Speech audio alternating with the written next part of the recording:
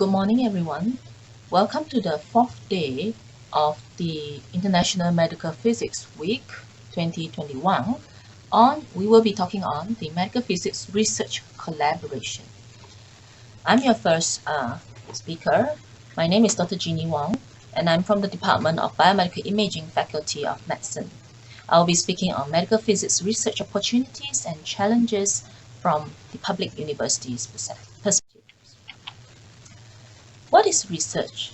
Research is a detailed study of a subject, or especially in order to discover new information or reach a new understanding. That's from the Cambridge Dictionary. Zora Neale Hurston also said that research is a formalized curiosity. It is poking and praying with a purpose. Note the word curiosity and investigation with a purpose. Now I have a poll here which I'll let you to take part, and I'll let you know what do you think. Whether do we need to do clinical medical physics research? What comes to your mind when you think about research in medical physics? Type in any word, phrase or sentences. It could be something that you feel like patient safety, or it could be wasting your time. Up to you. Alright? And we will look at that at the end of my presentation. The benefits of research in medical physics. This is my own opinion on this, my perspective on this. Definitely, research in medical physics will help to improve patient care, ensure patient safety, and we can find new ways of doing things. So research is made of two words, to read and search. By doing this, we can indirectly also increase the recognition of the medical physics profession in patient care. Also, we will definitely find ways to improve efficiency in our work.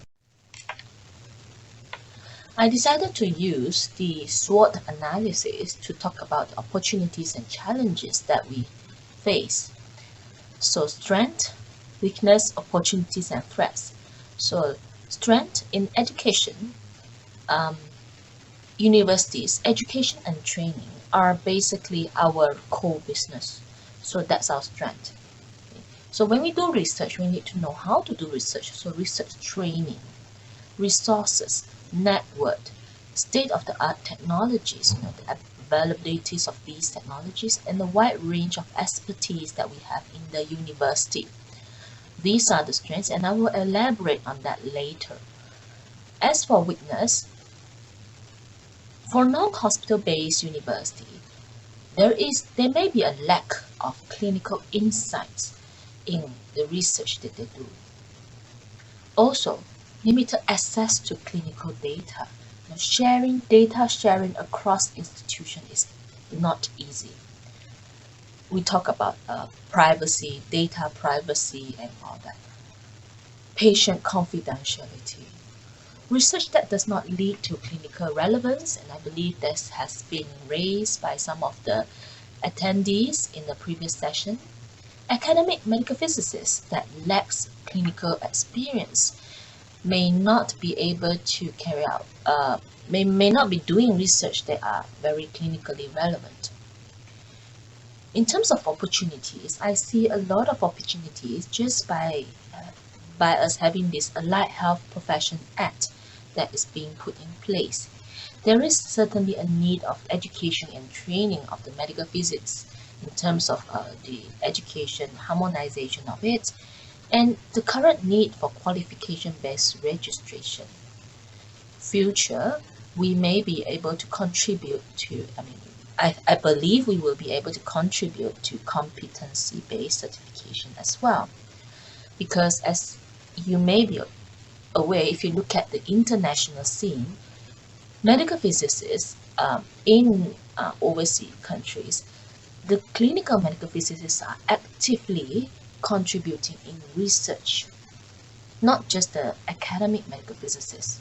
Yeah, so they help in developing guidelines and practices, and certainly the drive for research excellence that we have with the MOH research task force here, led by Dr. Ng.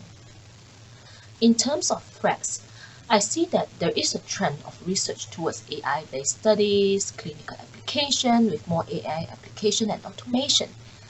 This may render medical physicists and researchers to be redundant if we do not strive to educate or expand our scope or our skills and medical physics involvement in these areas. Okay.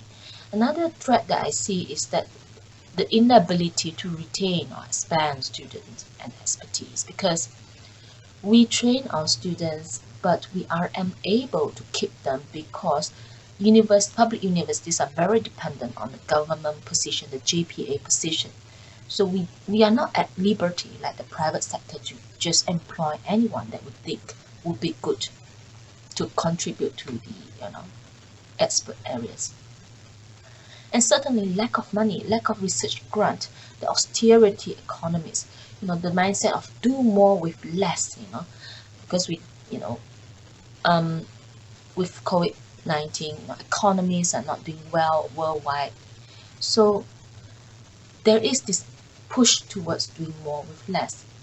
However, I must say that if we do master the skill of doing more with less, it certainly can be a strength. Now I will talk a bit more about what public universities have to offer to enhance research collaboration in medical physics. So first of all, I'll talk about education, and here I'd like to promote a bit of the Master of Medical Physics coursework program that we have at the University of Malaya. So we offer coursework. We also have Masters of Research and PhD. Of course, university can always involve in continuous education as well. Now, having said that, I should also mention that the USM also have a master's program in medical physics as well. In terms of research training, when we do research, it is important that the way that we conduct the research is done properly to ensure that the results that we get are credible and useful. Okay, so research trainings are essential to identify, for example, what are the research needs, what are the gaps, where are the novelties, to identify what are the appropriate methods from the planning to the execution of it, analysis, how to analyze your data, how to correctly interpret your results and make a logical and a good conclusion from that. And finally, not least, dissemination. How to write out your work as a form of a paper, or then disseminate through our colleagues in the profession. And we also talk about research ethics. That's a very important component. So plagiarism, issues about how to write so that we don't copy and paste.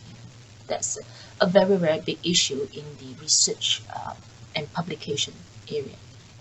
How to handle data, how to store data, and I believe Dr. Nori-san will talk about later.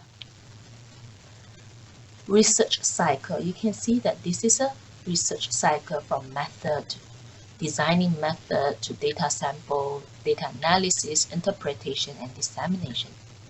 However, what I noticed that a lot of time clinical research they can do carry out the research, but they may end up only stop at the data analysis part, or not going further to the summary and dissemination. And one must say that research is not complete if you do not publish or disseminate it, because it is you may write it up as a small mini report and put it somewhere in your department. The work that you have done can only benefit a few people. But if you actually write it up and publish it and disseminate it in the community, in the profession, you'll find that your work will have a longer lifetime, and you will, few years down the line, you could still pick it up. Okay. So in terms of resources, maybe we have access to phantoms and softwares, new softwares, higher computing power, wide research expertise, publishing expertise, for hospital-based university, access to imaging and therapeutic equipment and modalities, and research grant. So we need to network and collaborate. So we understand that alone we can do so little. Together we can do so much more. There are limits in working in silos and separation, and for a long time medical physicists are like this.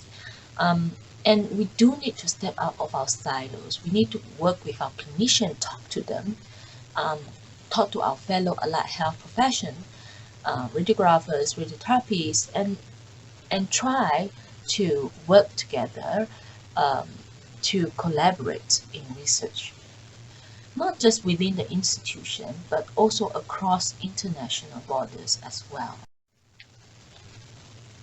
Now, I would like to share a bit on the Master of Medical Physics research that we do at the University of Malaya.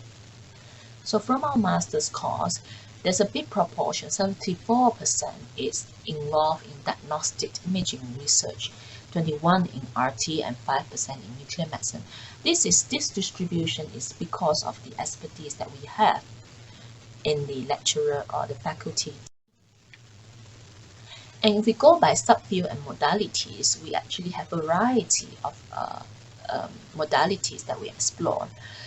CT, MRI, general radiography, fluoro are the big ones, mammo. And then we have under RT, we have LINAC and brachytherapy, and nuclear medicine with gamma camera.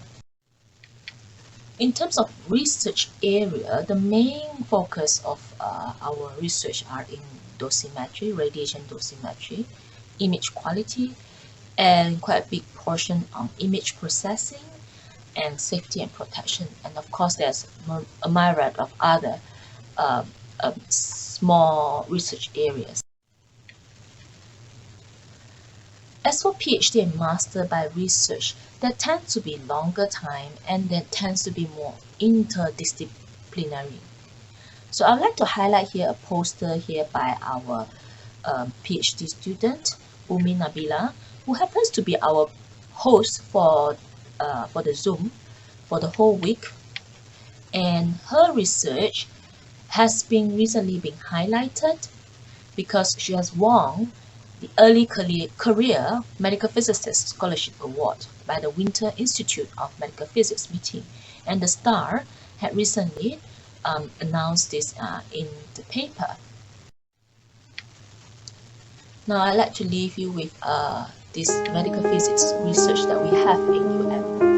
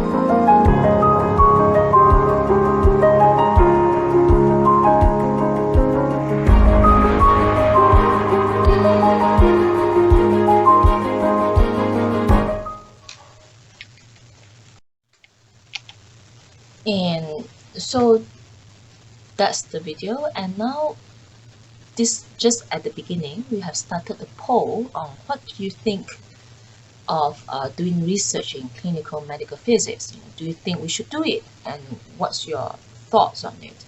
So this is a word cloud generated from that response. Then yes, everyone, and the resounding yes to say that we need to do research in medical physics, clinical medical physics as well. So the few things that stand out from the comments, if it is medical, patient, it helps patient. Um, Research is about new things and patient safety, I believe, and increase quality. Yeah, it can increase quality and standards of care, clinical, so improving patient safety as well. So thank you so much for your contribution, for your participation in the poll. And thank you for your attention, and we look forward to collaboration with you.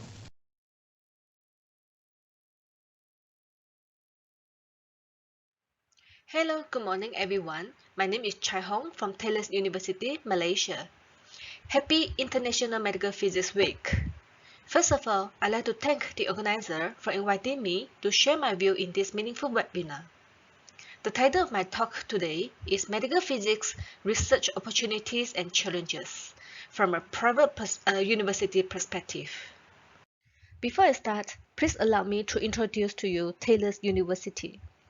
Taylor's is a private university in Malaysia.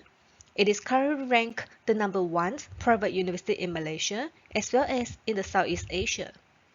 According to the latest QS World University Rankings, Taylor's ranked 379th in the world and 89th in Asia. In terms of QS by subject, it is ranked 17 in the world for hospitality and leisure management and 150 for business and management. We are very proud of these achievements as we are a fully locally owned university in Malaysia. Taylor's was founded as a Taylor's College in 1969. In 1982, Taylor's College pioneered the South Australian matriculation program in Malaysia. And in 1991, Taylor's College established the Cambridge A-Levels program in Malaysia. In 2003, Taylor's College was awarded with a special award by the Private Education Departments of the Minister of Education. In 2006, Taylor's College was upgraded to University College. And later on, in 2010, Taylor's University College was upgraded to Taylor's University, and the campus has moved to the Taylor's Lakeside campus in Subang Jaya. Currently, Taylor's University consists of 4 faculties and 14 schools: Faculty of Health and Medical Sciences, Faculty of Innovations and Technology, Faculty of Business and Law, and Faculty of Social Sciences and Leisure Management. I myself is from School of Medicine under the Faculty of Health and Medical Sciences, which offer the MBBS program. We are glad to inform that Taylor's University is now recognized by the Medical Council of India, and we have now started to receive international students in our MBBS program. In terms of research, Taylor's has invested more than 130 million ringgit over 5 years on research and enterprise. There are currently 4 flagship research programs in Taylor's, which make up multidisciplinary team. We have won more than 8.5 million external grant, and we have more than 300 postgraduate students and more than 232 PhD qualified staff and growing every year. I'm glad that I found these articles published in 2009 in the Journal of International Social Research by our local Malaysian authors. In these articles, it highlights the challenges faced by the private institution of higher learning in Malaysia that include uncertain career path of academics, problems of task in teaching versus research due to lack of funding, opportunities for sabbatical leave and pursuance of higher educations, as well as participation in conferences abroad. Many people have a misconception that private universities are richer than the public universities. That's including myself before I joined Taylor's. But now I realize that the major challenge from private university is the lacking of funding. As you know, we are not subsidized by government except some external research grants. We have to earn every single cent ourselves to support both teaching and research activities. However, there will always be challenges wherever we go, and we should look at the positive sides. I hope I can make this judgment as I've been through both public and private universities, and in my very own opinions, I look at the good sides of private university as there are more flexibility or more freedom in making on decisions. The top managements are more open to ideas as long as the ideas bring profit. There are also less red tape system and less hierarchy, and hence the overall productivity can be enhanced. There are also less people in private.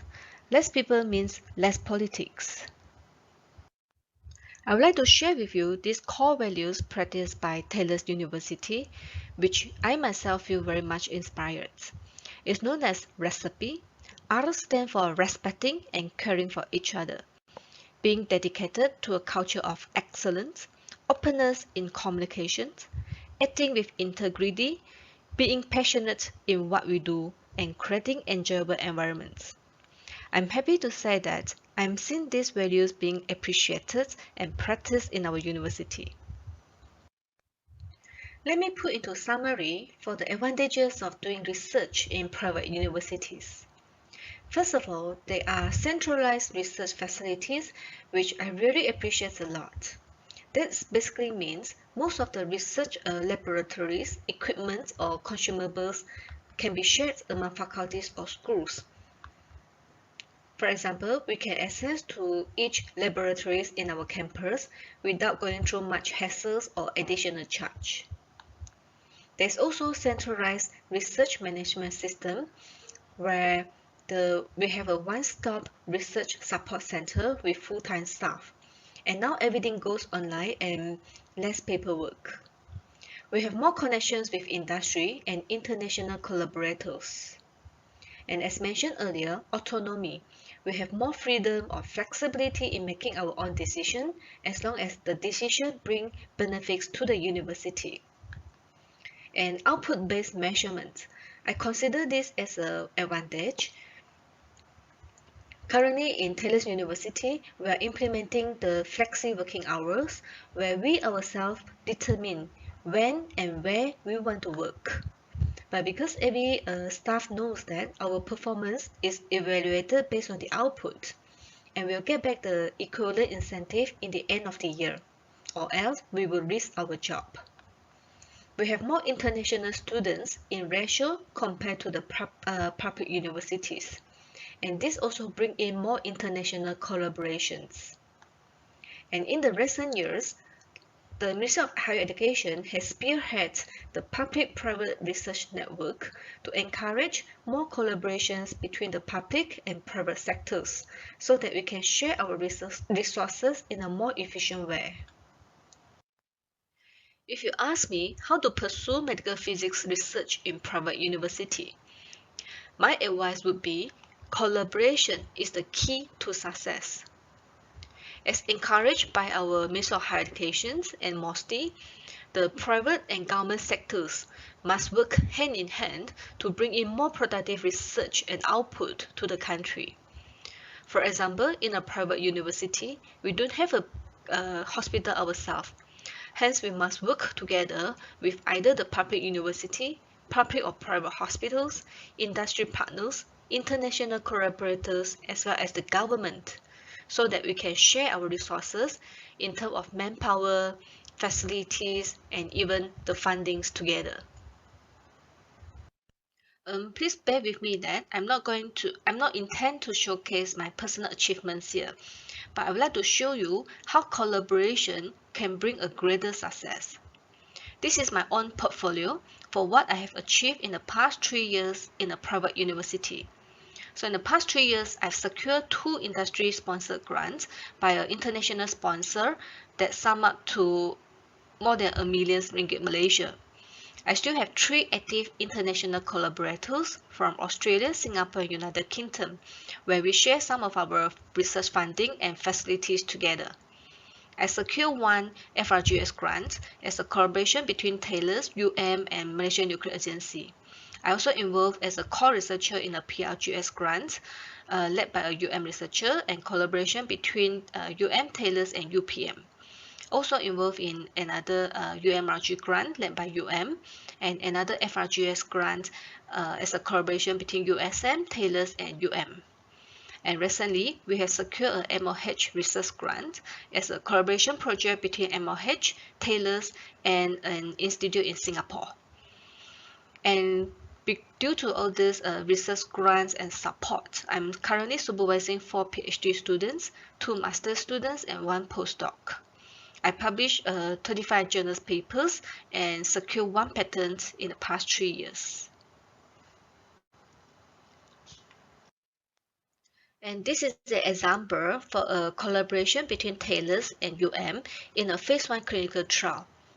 This is considered as one of the big clinical trials that involve 90 health participants for a recruitment period of 6 months. And how we started these collaborations, in Taylor's, we got a industry-sponsored grant from our long-term collaborator from Australia. And we have a multidisciplinary team who consists of clinicians, pharmacists, biostatisticians, biochemists, as well as myself, who is a medical physicist. However, the study requires MRI and blood analysis. And we do not have a hospital, hence we collaborate with who led by Professor Dr. Nolisa, who is a radiologist, and also another 2 medical physicists, Dr. Aslan and Dr. Taniko. In terms of human resource, we use these opportunities to fund 2 MOS projects in And also we have recruited so far 3 research assistants who are all the MBBS graduates from either or Taylor's University. And this is another collaboration project that recently we secured a MOH research grant led by Dr. Ng Ek Hao from the National Cancer Institute.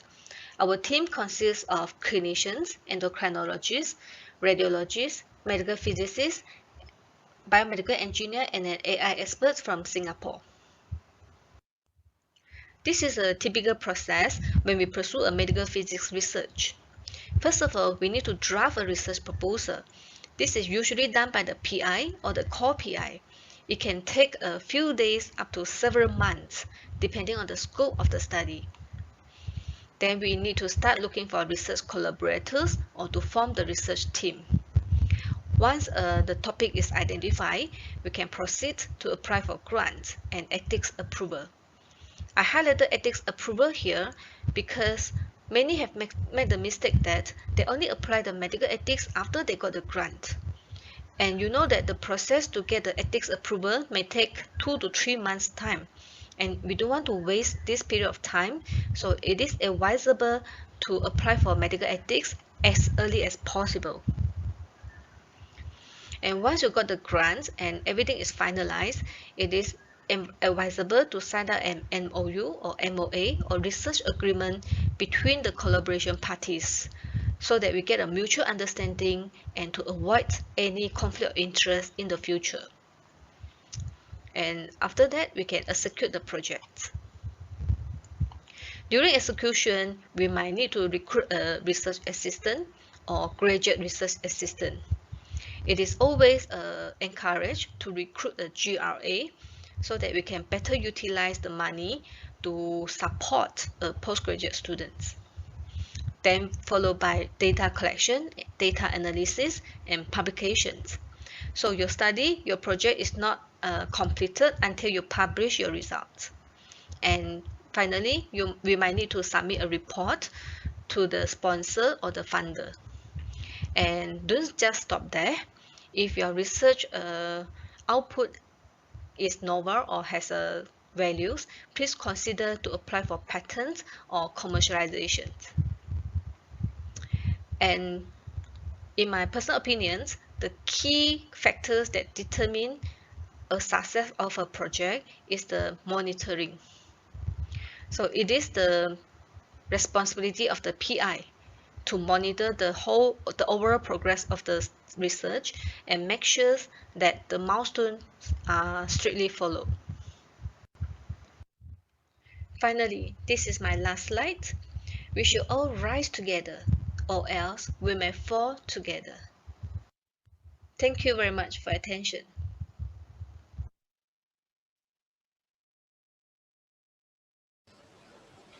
Thank you. you, Chai Hong, for sharing with us the experience of private universities in research and networking for medical physics research. It was an inspiring talk, I think. Okay, next is the third presentation. So our next speaker is Dr. Norizan binti Rusli. Dr. Norizan binti Rusli graduated with medical degree from University of Malaysia, Sarawak. She has been working in many fields and units in several hospitals in Malaysia. She was appointed as the head of Coordination Center for Clinical Research Network, Institute of Clinical Research Center, NIH, since January 2019. Currently, she is actively involved in giving consultation for clinical research and involved in committee at national and international level. So this morning, Dr. Norizan will inform us about the Ministry of Health research initiatives and requirements. Dr. Norizan, you may start now. All right. Thank you so much, Dr. Azlan. Assalamualaikum warahmatullahi wabarakatuh, and good morning to all the speakers, moderators, and also all the participants. Thank you for the opportunities and also inviting me as a speaker. So it's a great honor. So let me start with my presentations. I hope that everybody will able to see my slides here. How is it, Dr. Azlan? Is the slides there? Okay. All right. So I would like to talk about a Malaysian research endeavor from the MOH perspective that will cover a few things, including what are the MOH research priority setting, conducting research in MOH, collaborations. I will also introduce a little bit about Institute of Clinical Research, I'll call it ICR, and also National Institute of Health under Ministry of Health, and also our roles in research. So this is the MOH research priority setting that we targeted on this, which consists of several fields, including health system, communicable and non-communicable disease. As we know now, is our focus in COVID is part of the communicable diseases, and also others. We also fight for non-communicable diseases such as stroke, cardiovascular diseases, diabetes, and others. Then we also looking at the mental health as well, environmental and disaster risks, and elderly populations, because Malaysia is all now moving towards elderly population as well. And then nutrition and safety, and oral health, oral and dental health. Okay, the next one. So just a little bit of overview of conducting research in medical setting. So basically, we have guidelines to go through on top of other requirements as well. In the guidelines that are produced by NIH guideline in conducting research in Ministry of Health and Facilities in 2015 stated the policy statements, including the categories of non-research and so on and so forth, including you have to register in National Medical Research Registry if you do research in Malaysia in Ministry of Health, and then of course you have to you have to obtain approval from Medical Research Ethics Committee, like in university as well, when you pertaining to human studies. And human studies involve clinical trials, interventions, and also use of the data as well.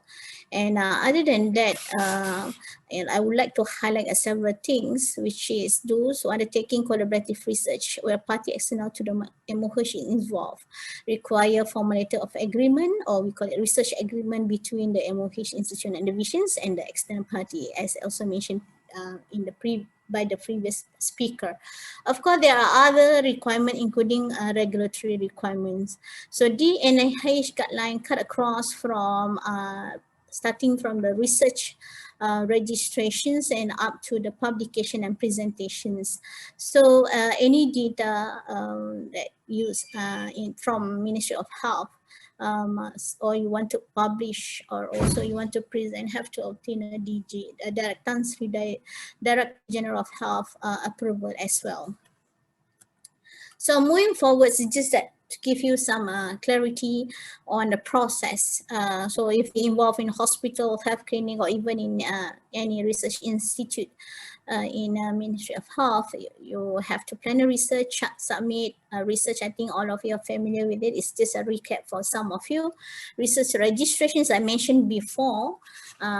It is compulsory in mrr.gov.my, and then they will get an approval letter and then a copy to the respective site. If you go to the hospitals, you should be able to also give the so-called the approval letter copy from the ethics to the head of department, hospital director, health clinics, and so on and so forth, where is the study that you are going to conduct too. For collaborative research, we are strongly advisable and encouraged to have engagement prior to the initiations of or during the planning of the research. As mentioned before, we need to understand what is our roles and responsibilities, and also others, including some legals as well. So I would like to share that I have involved in medical physicists in Ministry of Health to give them some to give them some guidance in protocol development, and we have some sort of engagement, multiple engagement, how to encourage more researcher within the physicists, and also we also kind of discuss how to plan for the junior, for the seniors, and we are also planning ahead of having some collaborations with them as well. Apart from the physicists, we also have collaborators, of course, from international and also locally, including academic side, and also we also collaborating with WHO, UNICEF, and so on and so forth. So we also have clinicians on the board that we collaborating with, including the psychiatrists, the emergency physicians, and also dental physicians, and also headquarters of Ministry of Health, and also the other collaborators from the private universities and also private hospitals. So I just wanted to give some ideas. If you are involved in collaborations, we try to categorize into two. We call it investigator-initiated research and industry-sponsored research. So investigator-initiated research, mainly we come up with the protocols. It's either by individual or by team. So who should you be engaged to? You can also approach ICR and CRC network, and also collaborators. Mainly, for instance, you're doing clinical trials or involved in a team, you should be able to engage with the clinicians and also others. And then for the industry-sponsored research, we also encourage to engage our collaborators. It's either doctors or physicists and so on and so forth. And we welcome them also. It's either IR or ISR to ICR to get more clear procedures and so on and so forth. And CRM, which is Clinical Research Malaysia, have given a task to coordinate the industry-sponsored research as well, and also including a legal review of clinical trial agreement. And also they are also providing study coordinators to the sites. So just a little bit about where I am working now. I'm working under National Institute of Health in Setia Alam, Selangor. So we just moved here about 2 years plus. And then we have 26 blocks. It's a huge complex in Setia Alam, and it's just next to the Top Bluff. So this is all the facilities. And just a little bit of history. We have 6 institutes under National Institute of Health.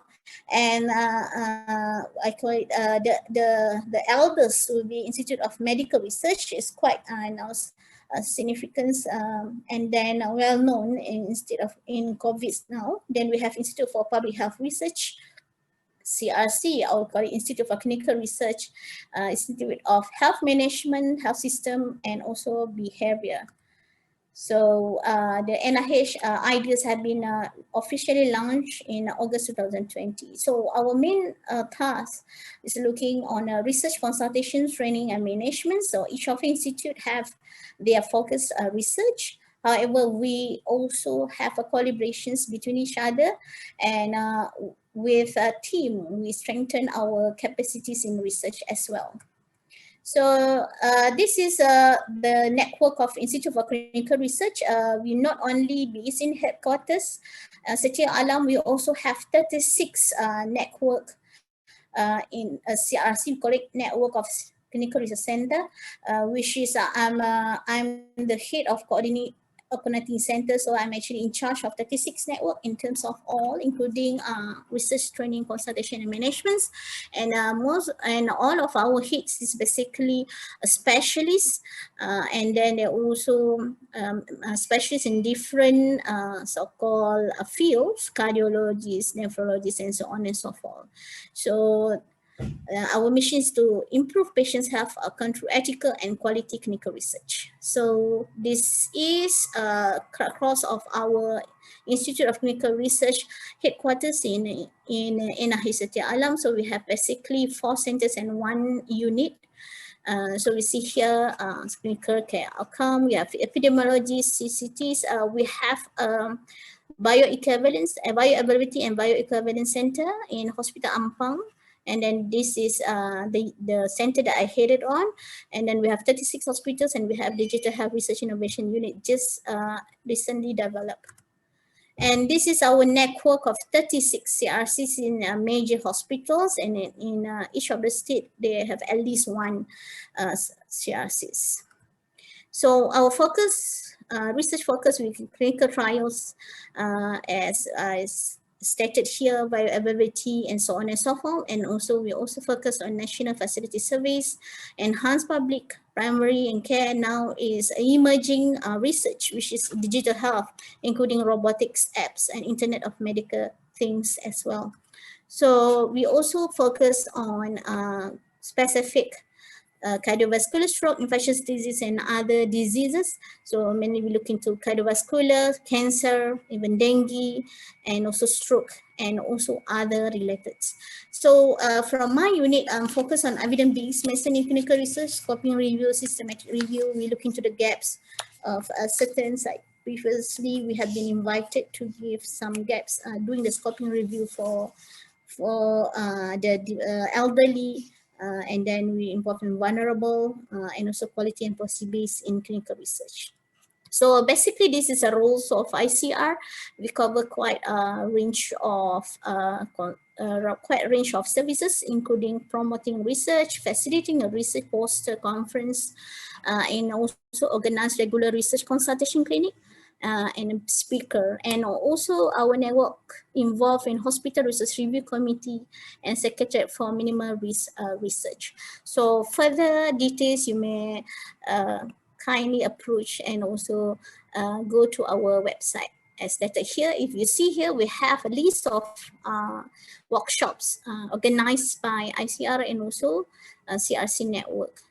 So before I end, I would like to invite all of you to join us for National Conference for Clinical Research, NCCR 2021. It's the annual event, and our theme for this year is Niche to Norm, that focus on precision medicine, digital health, and clinical trials. That's all from me. Thank you so much. Back to Dr. Azlan.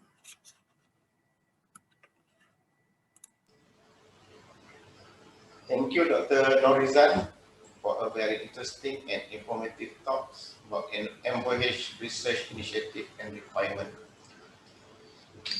The following talks will be given by Dr. Ng Ai Kau. Okay, Dr. Ng is a senior medical physicist in radiotherapy and oncology department, Hospital Kuala Lumpur, and nuclear medicine department, National Cancer Institute. He graduated with a PhD in Radiological and Imaging Sciences from the University of Nottingham, UK. His PhD research project was focusing on the translation of a laboratory prototype handheld gamma camera into clinical use. He is the founder of the MOH Medical Physics Research Task Force and served as a reviewer for several journals. Today, Dr. Ng is going to enlighten us about MOH Medical Physics Research Task Force. Dr. Ng talk today will be also delivered via a pre-recorded video. Can someone play the video, please? Hi and good morning everyone. Today I would like to share with you about the Ministry of Health Medical Physics Research Task Force. A quick glance about the healthcare in Malaysia. We have 144 and 210 government and private hospitals in Malaysia. In terms of human resources, the ratio between the doctors and population is 1/530. However, there's a big gap between the ratio of medical physicists and the population, which is 1/93,000. This is a big gap. In terms of the number of premises under the Ministry of Health that utilize radiation medicine, we have about 700 health and dental clinics that use the ionizing radiation, followed by the hospital, which is about 170. We have 6 radiotherapy and nuclear medicine centers in the region respectively. In terms of the distribution of medical physicists in Ministry of Health Malaysia, we have about 230 medical physicists, mostly working in the state hospital, followed by the regulatory body. Since the discovery of X-ray in 1895 by Mr. Rongen, Malaysia has got the first X-ray machine in 1897 in Taiping Hospital. In 1929, we got the first fluoroscopy machine in HKL, followed by the first mammography services provided by HKL in 1972. In 1977, we got the first CT scanner installed in HKL as well. In 1968, we got the establishment of Radiotherapy, Oncology and Nuclear Medicine Institute in Kuala Lumpur General Hospital.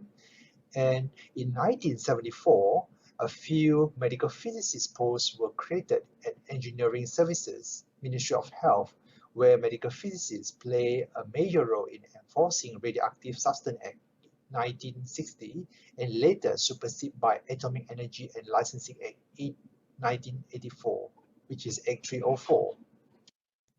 Medical physicists play an important role in the healthcare services. We serve as a bridge in between physics and medicine.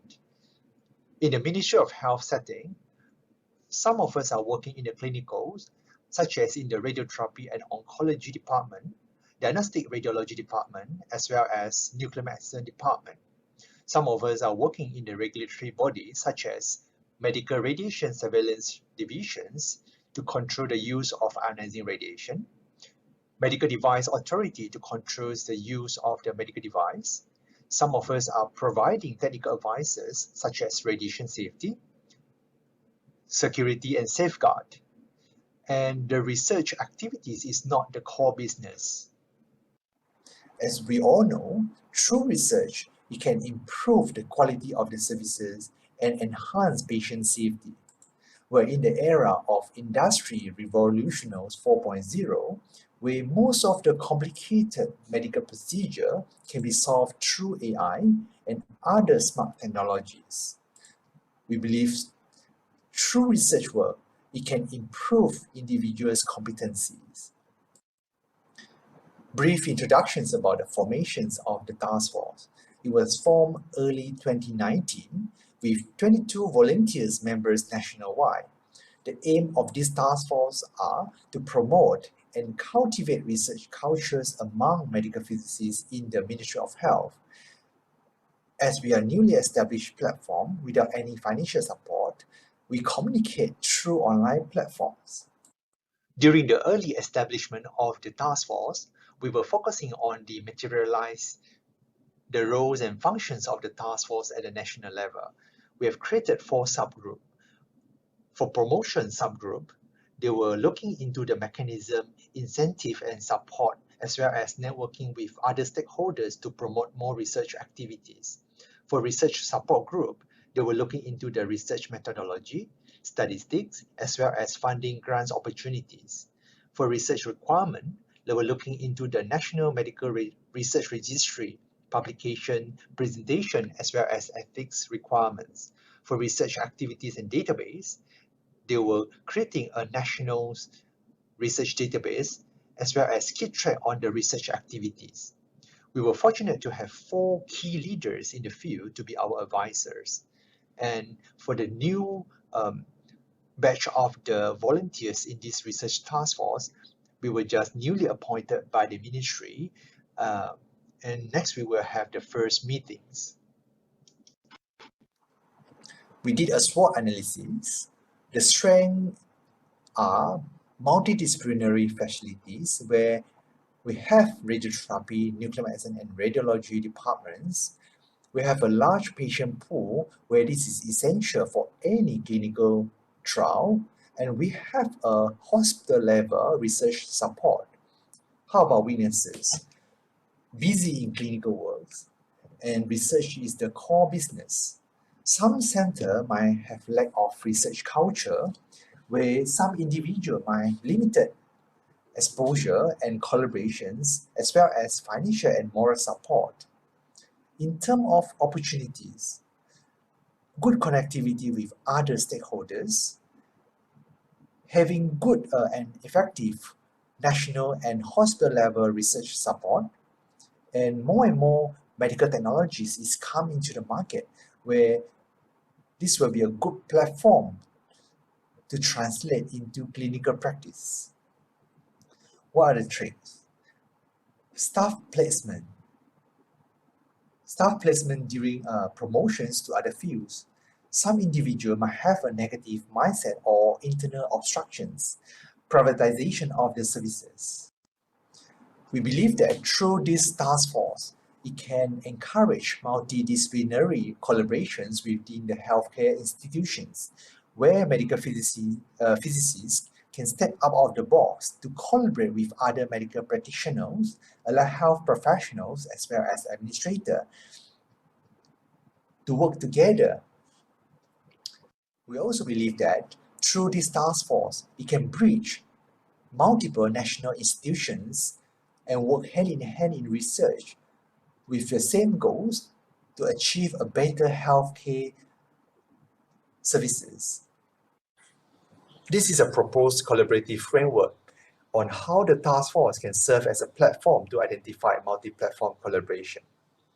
When there is a investigator-initiated research (IIR) studies, either from the ministry or the university side, we can help to analyze in terms of the ministry's MOH capability in terms of human resources, our facility, whether it's suitable for this research or not, before we channel to the respective organization or the individual researchers to carry out this research.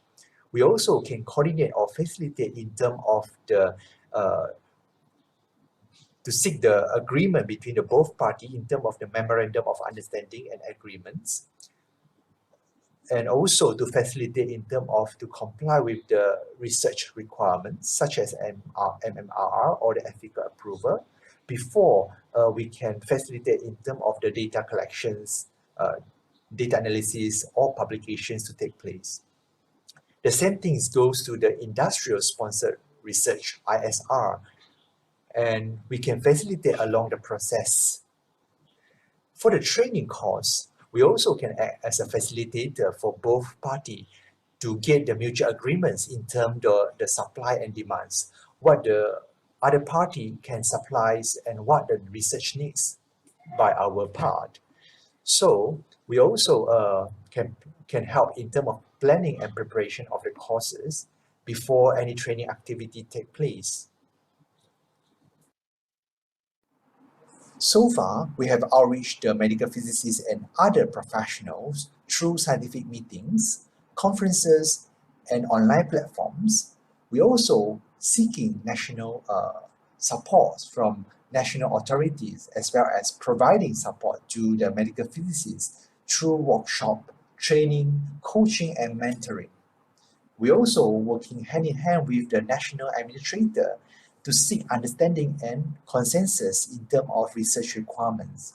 We also establish a national research database to keep track on the research activities. In future, we would like to participate in national strategic plans for research initiative and proposal for the next 5 years, establish and strengthen research collaboration with stakeholders, institutionalize research activities in annual working plans, continue to work with National Research Administrator regarding research-related requirements, as well as to establish admin resources and expertise support related to research. In conclusion, the initiative offers a new platform to cultivate research cultures and encourage more research work to be done by the medical physicists, and we hope to continue to explore different ways to succeed this work and encourage more research collaboration in the region.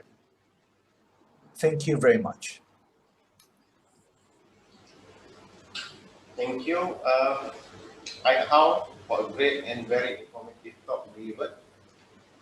Okay, now we move to the last speaker. So the last speaker today is Miss Pearl Chia. Ms. Chia graduated from University Science Malaysia in 2014 with a master's in medical physics. She has been with Transmedic for more than 6 years and is currently the lead trainer and customer support specialist covering Southeast Asia and Hong Kong. The topic of her talk today is bridging the gap in academic industry partnership. Ms. Chia will also deliver her talk by a pre-recorded video. So, can someone play the video, please? Good morning, everyone, and thank you for the kind introductions. This presentation is pre-recorded as unfortunately I have some sudden meetings that is preventing me from having a good location to present this to you live. So my name is Paul, and I'm the Physics and Application Manager with Transmedic Group. And today I'll be speaking on bridging the gap in academic and industry partnerships. These are my disclosures. All my views and opinions expressed in this presentation does not necessarily reflect the views of the organization I work for, nor the partners that we represent. And this is obviously not any endorsement of any kind as well for any of the content or services contained. So a little bit about what I do before I continue into the main content of my presentation. So Transmedic is a medical device distributor with over 30 years of experience. I'm currently based in our headquarters in Singapore, and we have branch offices all across Southeast Asia and Hong Kong, which includes from Malaysia included as well, which is in Kuala Lumpur itself. We have also voluntarily applied for the healthcare quality system called Qnp to all our other offices. For those of you who have heard of our company, you probably know us from the radiation oncology scene, but actually Transmedic has been a name in many different areas of specialty, including surgery, therapeutics, pharmaceuticals, as well as many others, including nuclear medicine as well. And some of the key things that we go into beyond medical device distribution is a lot into post-sale support as well as education. So my role as a medical physicist in this company is supporting these three tenets of our business, the three pillars of our business, so to speak. And to be able to do that, I'm privileged to be supported by a really dynamic and talented group of medical physicists in the region as well. So I have physicists all over Southeast Asia, including Philippines, Indonesia, Malaysia, and Thailand.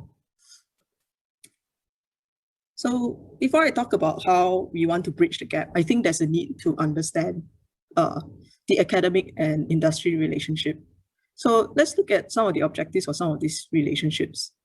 There are a lot of differences in the motivations and culture when it comes to academic research or even industry. And, more often than not, the linkage between academic institutions and industry can be viewed with suspicion and disdain because the motivations and cultures of the two participants are quite different. And knowledge for its own sake is the accepted and desired output from academic research. And industry is really motivated by the potential for the efficient production of goods and services in a competitive marketplace. And these are just some further differences that, that if we looked at what motivates the research in both academia and industry, and it's very different from each other. But that doesn't really mean that there is something inherently corrupting about the presence of industry funding in academic medical centers. As we all know that, research funding has economic components and determinants. The same people who kind of mentioned this, Qnp and Ovich, they also posit that sometimes regulatory rules and requirements to gain regulatory approval, it can be things like FDA or CE marking, or in Malaysia, it could even be MDA, can be major impediments to academic and industry collaborations. So academicians, on the other hand, sometimes can perceive that research structured to gain regulatory approval removes that freedom to pursue their own research path, and it's not highly regarded by promotion committees. And again, nonetheless, there are also many common objectives. Despite all the differences we have, there are common objectives and common needs by both the academic and industry side. And so some example would include the industry needs a continuous stream of highly skilled talent to work at the cutting edge of research and product development. Academicians may be better prepared to teach and perform cutting edge research with potential practical applications through close ties to the industry. So collaboration provides industry with the means to have access to advanced technology and know-how at a lower cost, and with less inherent risk, as universities usually will possess a large pool of expertise. The universities also can benefit through additional public and private funding for research and development and new income through patenting and licensing. So it creates this win-win situation for both the university and industries. Melding those unique contributions each can make to positive research collaborations and can facilitate the rapid and efficient transfer of new knowledge to medical care. So there's a spectrum of relationships that the academic clinical investigator can have with one or more companies. And this includes consultancies, sponsored research for in terms of a basic way of doing it, or sponsored research in terms of clinical trials, patent licensing, and company if you founded a company itself. All of these relationships can provide financial gain for the investigator, and each has a particular set of issues related to conflict of interest and conflict of commitment. And these elements lead to a number of relationships that satisfy industry needs, but they also raise conflicts with the investigators and academic institutions. So the management of academic and industry relationship poses challenges to both academic institutions and industry. It is imperative that these relationships not threaten the fabric of academic principles or freedom, nor compromise the proprietary information of the industry. But all this talk about, there's so many points of where there might be conflicts and things like this, but there is still an undeniable need that these two parties, both academia and industry, there is a real need for collaboration. So effective collaboration between academics and companies is critical for management research. It can inspire research topics that are relevant to the business and encourage implementation of research findings as well. But more often than not, although we recognize that there is a need to collaborate, but conducting collaborative research is not always easy. So as discussed earlier, there is an understanding that research interests of academics and industry are often quite different. However, there are opportunities to produce good academic research that can assist industry. So first, it is imperative to understand the industry needs. It can be difficult if the industry doesn't know what it wants as well, as is often the case, and do not understand the research process. And even where industry members have undergraduate degrees or even postgraduate degrees, they may not be a detailed understanding of how research is produced. And there may be a need to identify these research gaps and ask the industry if they are interested in these topics. So while the industry may have resources like funding or research grants, I think there are some questions as well that what can the research partners, whether coming from the academic side or even the hospital side, what kind of resource can be provided as well. So as we understand, when it comes to, if you want to bridge the gap, I think ultimately it has to be a win-win scenario. So it's not all about what we can provide in the industry, and every relationship as we know it is always two-way. So both must contribute in some way or another to each other to make the relationship work. And we have to be able to create that environment that both parties can gain and achieve respective objectives at the end, whether it is for groundbreaking research or whether it is for improved efficiency. So before I end, I'll share some of my personal observations and thoughts through the work I do today. Once again, I'm not promoting a product or service. So the company, just because I represent a company that distributes some of these leading technologies as well. But I just wanted to point out some, so-called focus on a case study on a company like Accuray. So we've been working with Accuray for a number of years now. And they are basically if you're unfamiliar with Accuray, they are basically the company behind two state-of-the-art technologies called the CyberKnife and tomotherapy. And a lot of these technologies that we see today in the medical scene especially, most of it are developed in the universities. The tomotherapy system was first invented at the University of Wisconsin, whereas the CyberKnife was started at Stanford Healthcare. So eventually they commercialized this product, and the rest is history.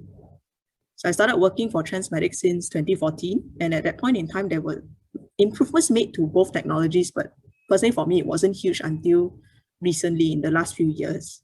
So somewhere down the line, I think Accuray decided to invest in improving their imaging technology as they were looking at forward trends for the future and such. So you start seeing all these huge changes and introductions of new features almost every year.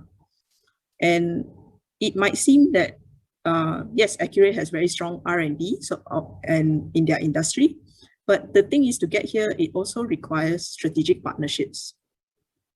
So at the end of the day, companies like Accuray has a need to stay relevant to the business of radiation oncology. So there are many aspects to a strong partnership, and these are some of the intangible offerings that Accuray provides, whether it's research and technology collaboration or education and training, peer-to-peer reviews, or sharing platforms. So specific to things like research and technology collaboration, we have to understand as well that all industry players are well aware that innovation is greater when you collaborate with others.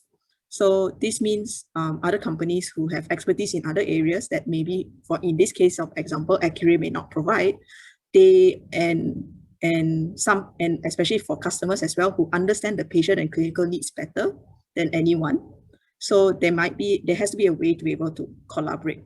So Accuray, in that sense, have also practiced this belief by having strategic partners with things like research or MedPhoton to enhance the delivery of their products. They also collaborate with customers like Willis Knighton for their helical KVCT evaluation, or even the Medical College of Wisconsin for Synchrony, and some of the other APAC centers that I will not continue to list. Yeah. So what's the take-home message today? While again, it comes back to something that I've mentioned on my previous slides as well.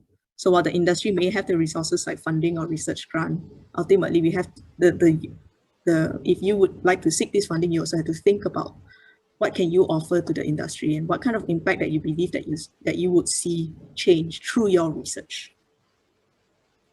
So I end my presentation today with some questions for you to think about, whether it be for commercialization or for improving efficiencies, what exactly are your goals when it comes to your research?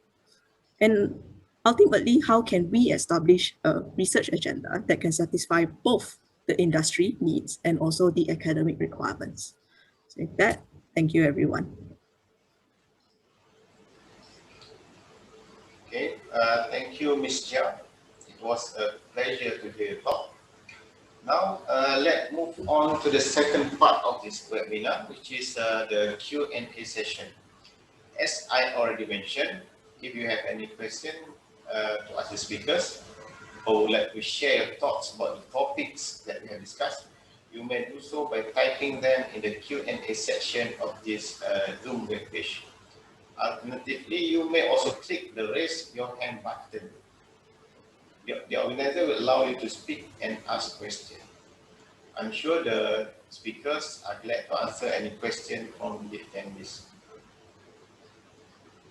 So, okay,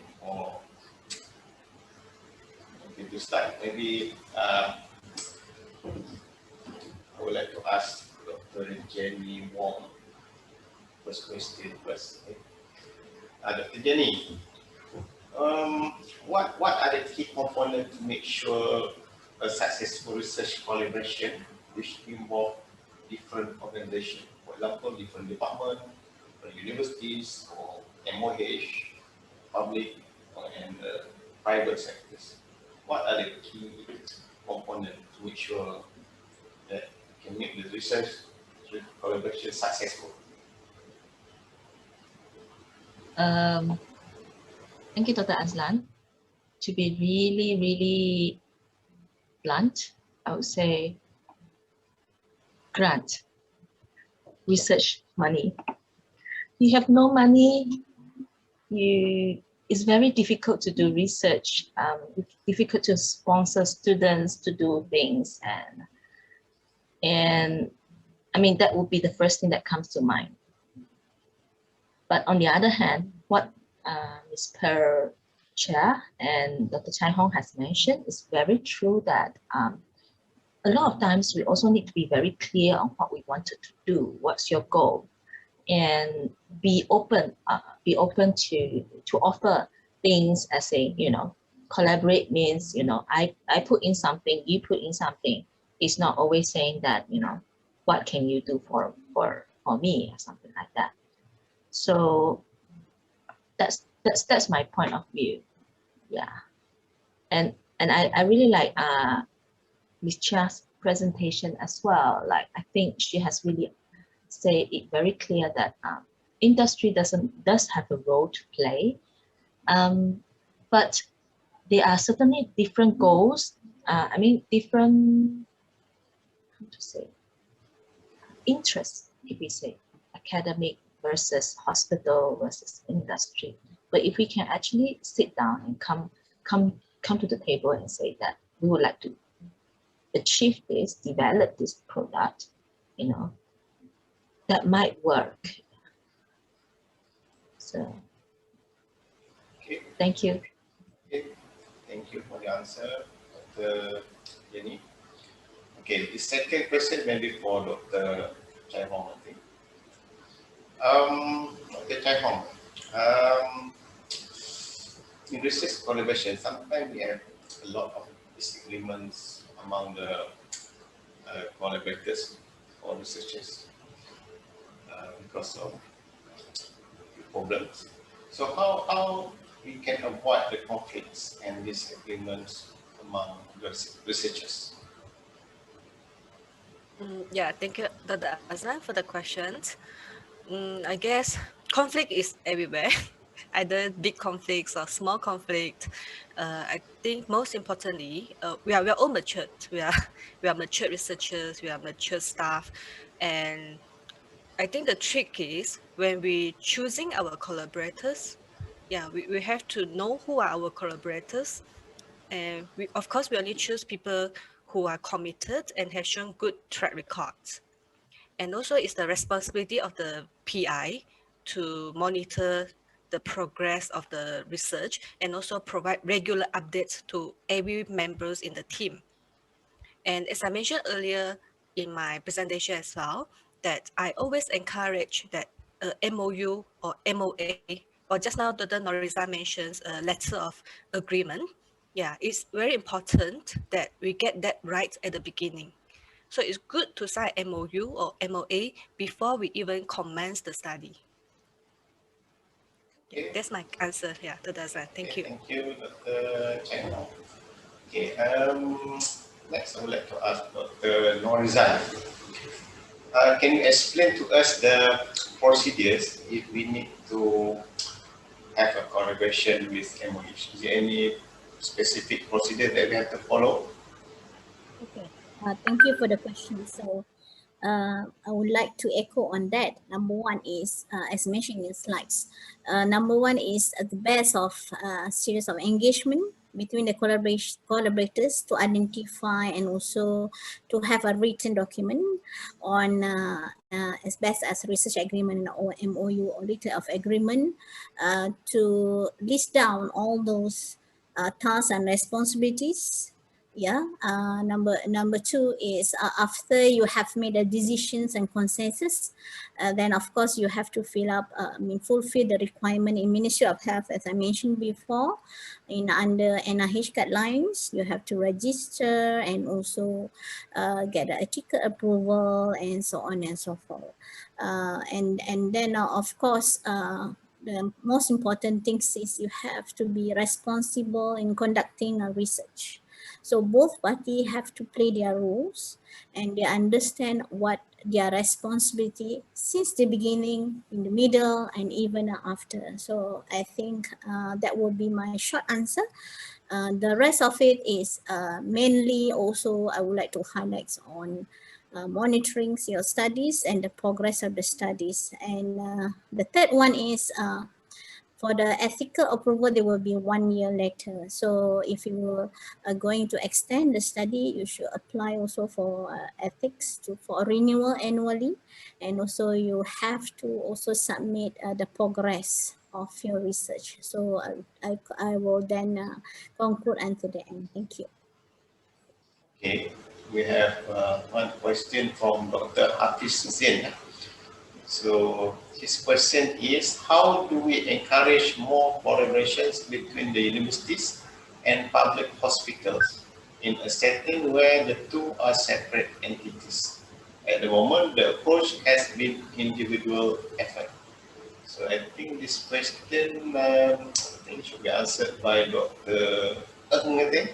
Is it okay? Thanks, Dr. Azlan. Thanks, Hafiz, for the questions. I think I think for this, even though we are in the two different entity, but if you recall one of the speakers, speaking Chai Hong's presentation, you see, even though they are in a different department, they share the facilities.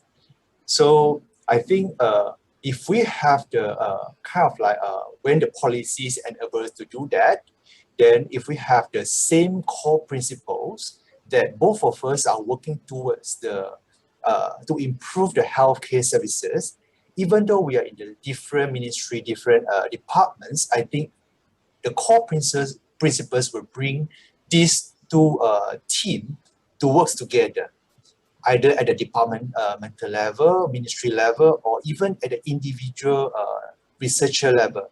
So we can collaborate as a friend, as a colleague, to work together in the same core principles, same topic of interest. I think that the most importantly, we have to share the same core principle first. Thank you. Okay, thank you, Dr. Ng, for answering the question. May I add on? Yeah, you can also add. Dr. Norizan. Dr. Zain and Dr. Ng. So basically, when I'm in this area, I could see now, for instance, like COVID, there are many parties come together. There's one principle to be together for nations. So I can see now even a private practice, even universities or private or government, we work hand to hand. So even us like doing COVID studies together, now we have many parties on the board. So I'm glad to see that. Before that, I will see that there's some silo area, but now they come together. So not only the bad side, we also have a positive side in terms of research, and now research has been well known, about it, and we kind of from behind we come forward now to work with the clinicians, academicians, and so on and so forth. I think I agree with Dr. I concur with Dr. One principle, so one outcome for the better nations. Thank you. Okay, thank you, Dr. Noriza. So another question is from anonymous attendee. So his question is, are there any major key differences that an investigator should take note when applying ethics in academics and MOH setting? I think this question is for Dr. Noriza to answer. Ethics. Okay, so just do you mind to repeat what is the thing? Sorry. Are there any major key differences that an investigator should take note when applying ethics in academic and MOH setting? Maybe you can focus on MOH setting. Are there any differences when applying ethics in MOH? So the basic principles is the ethical approvals from Medical Research Ethics Committee in Ministry of Health. Number one is related to human research. The human-based research is either patients, interventions, or using a data. That's the first one. And you can't conduct a research if you don't have an ethics approval in the Ministry of Health, and I believe in also academic side. That's the most important one. Then number two is I always believe on this thing. If you conduct non-scientific research, it's considered non-ethical. It must be scientific research. It's was protocol and also conduct research.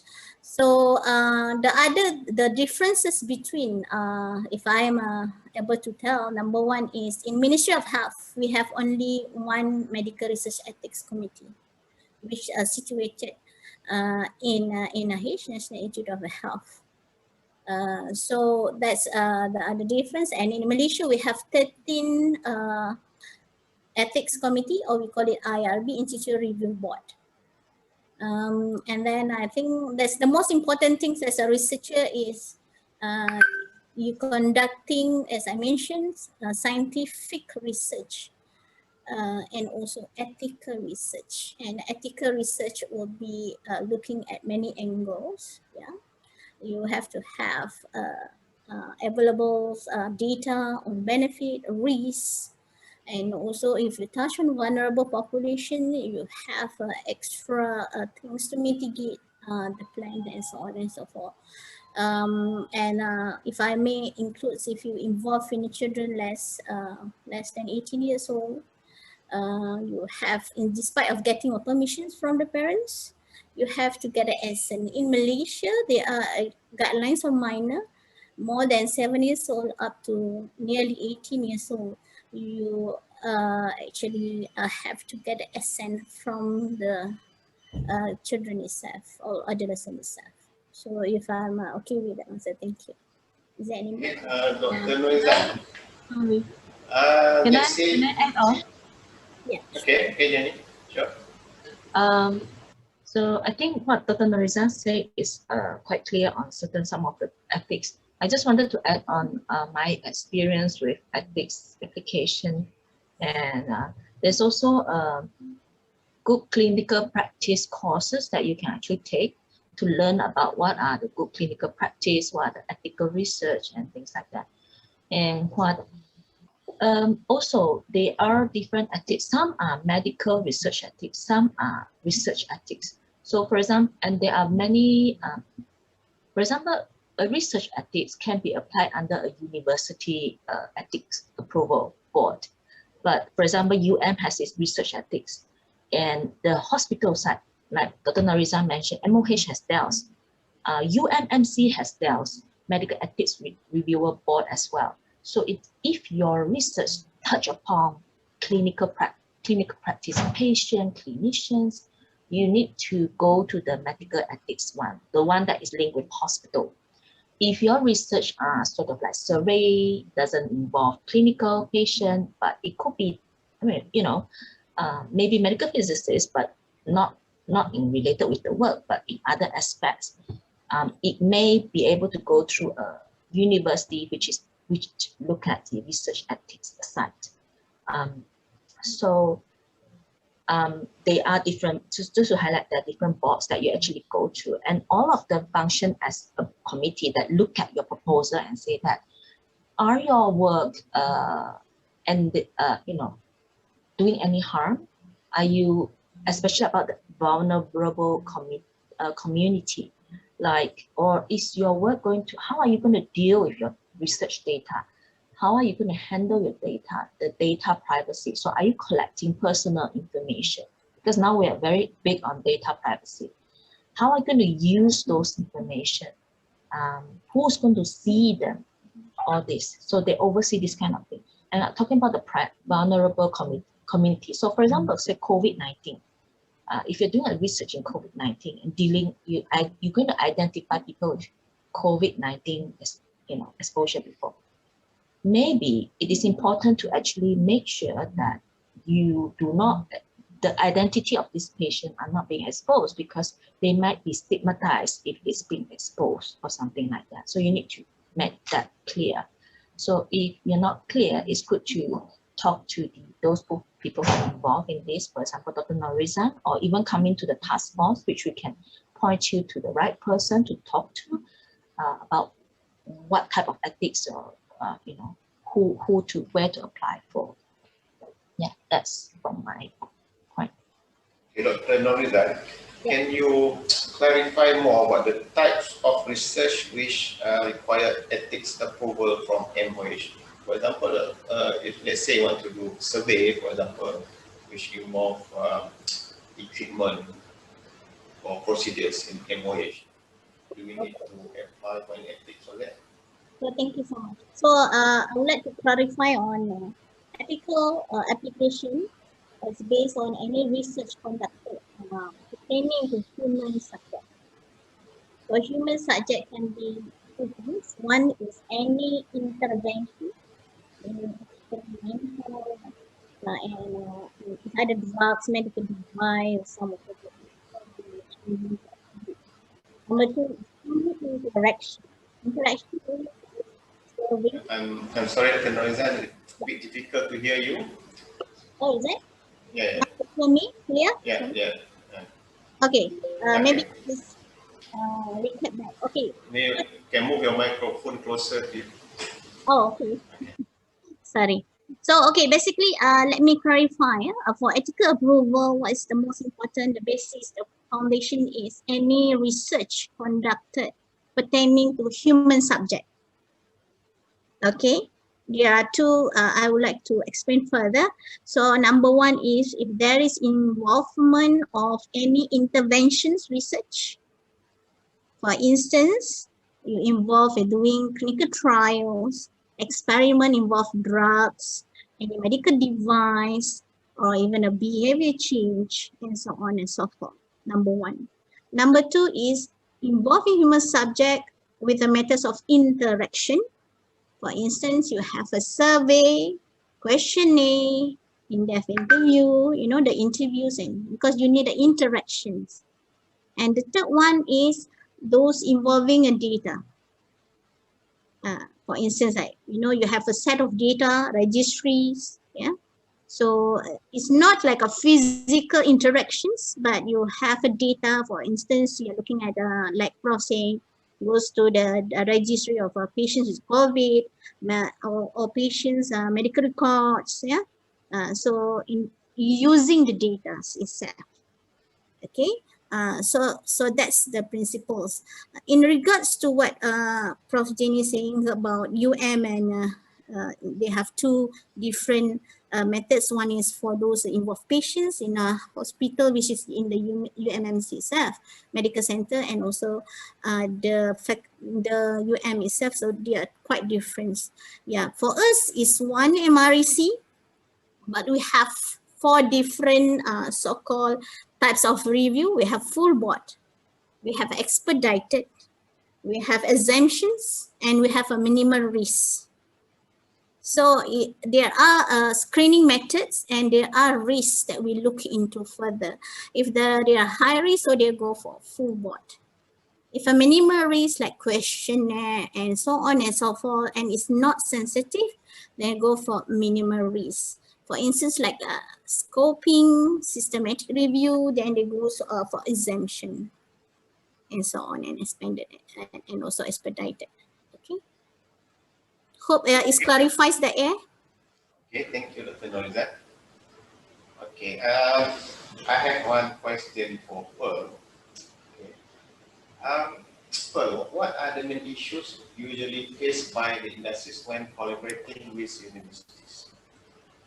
Oh, that's a tough one. Personally, I don't have any experiences, but I imagine that I think more often than not, the biggest challenge would be having an alignment of objectives. You know, if you're collaborating with a business partner, sometimes what they look for is even validation of their technology, for example. And does that then set a kind of like an intrinsic bias to the university or the hospital's research? So these are some things that has to really clear out and have some form of alignment upfront. So I think you have to really know who you are working with and what is your overall goal. And I think for a lot of industries today, it's not so much about even just validation of their technology, but also overall impact to the community as well. So like, in the US and Europe, they're going into value-based care. So they want to look at not just the technology, but how it fits into the overall cost of care. For example, when you talk about cost benefits or cost effectiveness. So there are many ways that we can contribute. I think as medical physicists, it's not just about validation of the technical bits anymore. There's a lot more multidisciplinary research today.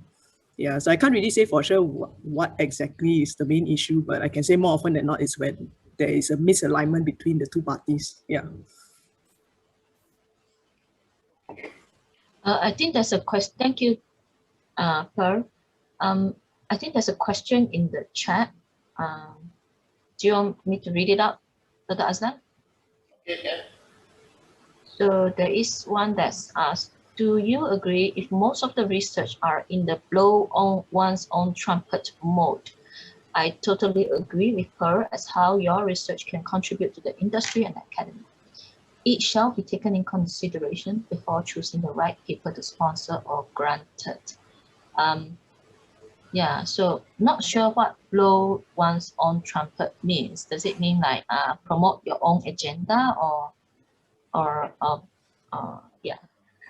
Can the participant elaborate the question, please? What do you think was this meaning? What's meant by the? Maybe you can answer that. Maybe you answer this question. Yeah.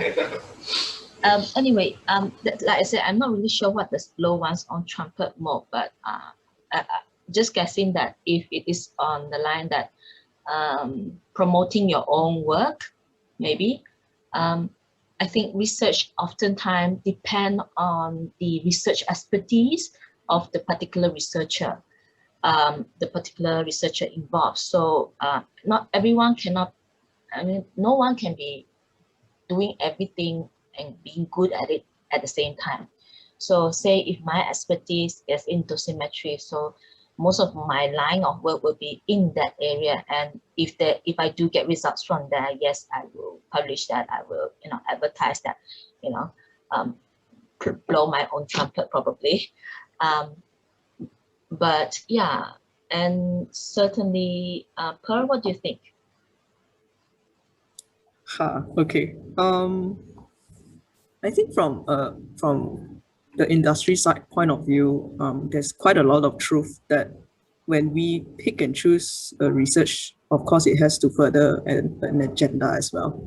So it's all business at the end of the day, right? Can this research potentially be, if it's a validation of some sort, or, you may not be actually promoting the product or the technology, but ultimately it will further our agenda if there is more science to it rather than just marketing, right? So that's why you see like in a lot of websites from the manufacturers, they have this page where it has all their list of references that comes from all their customers, for example. It's not exactly a customer testimonial, but it's actually like, see people use our stuff and actually publish about it and it works. So it's some form of like making it more validated, more real, more true kind of thing, gives it more Yeah, accuracy.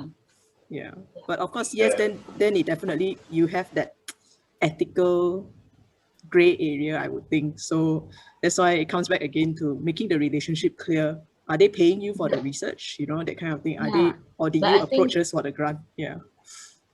But I think we can see that in a lot of overseas, when we go for conference in overseas and all that, the presenter often will, after the first introduction, the topic, they will do a disclaimer slide which says that I'm paid by this company and all that.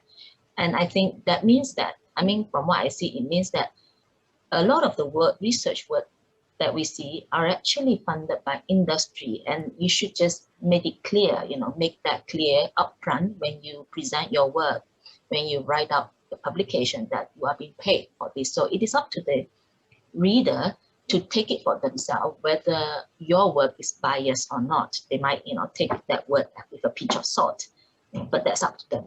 Yeah, I definitely agree with you on that one. Yeah. What do you think?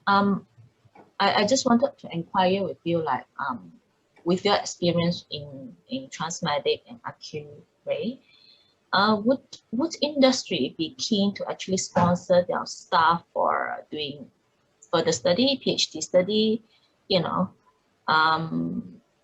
working on product improvement of that they are working with? So I haven't. Have you come across that? Yeah, I haven't personally come across like a PhD sponsorship program, if that's what you're looking for. But in terms of partnering for, if someone is already, a postgraduate student right now and doing their PhD, probably it is possible if some of your thesis requirements, if part of those study does involve that particular technology that you're working with, I think it's definitely possible to work with companies like this. So for example, like Philips, when they're working on their Pinnacle TPS, and they have to come up with a lot of work on their optimizer. If you're doing software research, you could go to software companies to get some form of grants as well. Yeah. While they do have their own in-house R&D, ultimately you have to understand the limitation of in-house R&D. Not every manufacturer may have the access to that you have in university hospitals, for example, like access to using actual patient data, using phantom, being able to collect your data and testing out those algorithms or whatnot. Yeah, so there is something you have that you can offer to the industry to make that, realize the objective of their work as well. Okay, thank you, Jenny and Pearl. I think we are running out of time. However, I will entertain one more question from the participant. Okay, from Zati Hani. Do we have industrial partnership in research at the moment in Malaysia? This question for Paul, maybe. Okay, any collaboration between Transmedic and universities? Specifically for Transmedic, so Transmedic is a distributor, we're not manufacturers. So in that sense, we don't have that much obligation to further research, right? So if I wanted to do it, it's just purely out of my own personal interest rather than the company's interest, so to speak. But in general, we do support development of key opinion leaders. So we work a lot in so-called continuous education of our customers and our users. But in other companies that we do see, I can't say for sure in Malaysia specifically if I've seen industrial partnerships. It might be with much larger companies, but yeah, I don't really have much comment on that one. Yeah. Kemo, do you have anything to add, Kemo? Yeah. About industry music collaboration? Yeah, For Ministry of Health, sorry. Okay, Dr. Norizan first. As I mentioned in my slides, we have two types. So we have also industry-sponsored research. So particularly when it comes to medical device drugs trials. So even we have a clinical trial unit in Ampang for bioavailability and bioequivalence. So we are working closely with the industries. And apart from that, we also have collaborators from industries pertaining to if you are doing also commercializations. So that's also involved industry actually. So yeah, we are actually in the ecosystem of research. we have several parties and we work closely, particularly now we can see a lot of engagement, a lot of collaborations cut across, as mentioned before, cut across industries and also our even NGOs and the rest of it. Yeah, thank you. Okay, Chair Hong, to add anything? Dr. Chair Hong? Yeah, Dr. Azlan. Yes, I have seen. Yes, can you hear me? Yes. Yes, actually there are many industrial partnership, maybe not specifically in medical physics, but even in medical physics, I'm not sure, Per, if you still remember, when I first joined Taylor's, we had a Oh yeah, we collaboration. did that. Yeah, Sorry, I that is forgot just about a that very one. small example. No Yeah. worries, no worries. It's a very small collaboration project, right? And we have the human resources. I have students at time. I have a RA, and I don't have grants, so I don't have grants, but I need to use a expensive software from Transmatic. So I approached Per, and that's how we started the collaborations and all. Even though it's just a very small part of projects, but it's very beneficial. It's very meaningful, and we're able to actually produce some output, even though we haven't published it yet. But there are some meaningful output.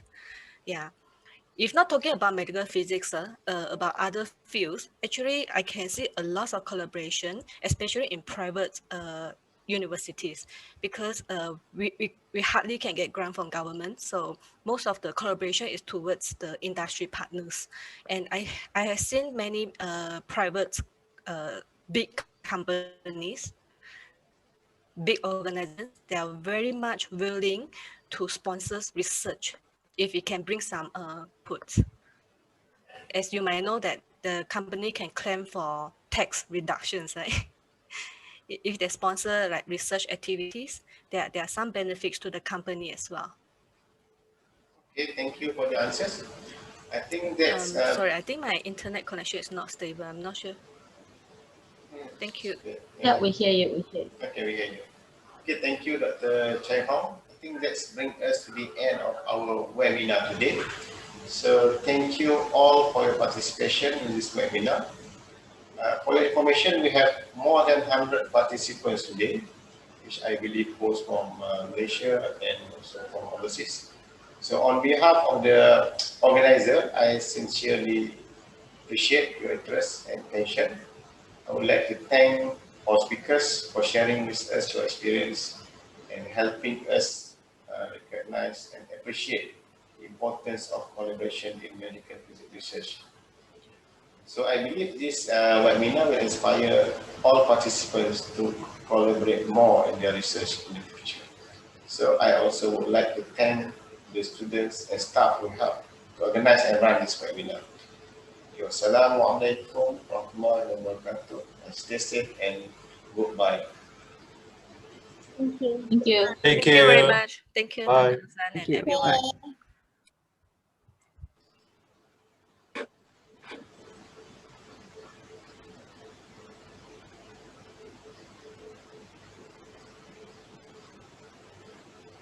Thanks, everyone.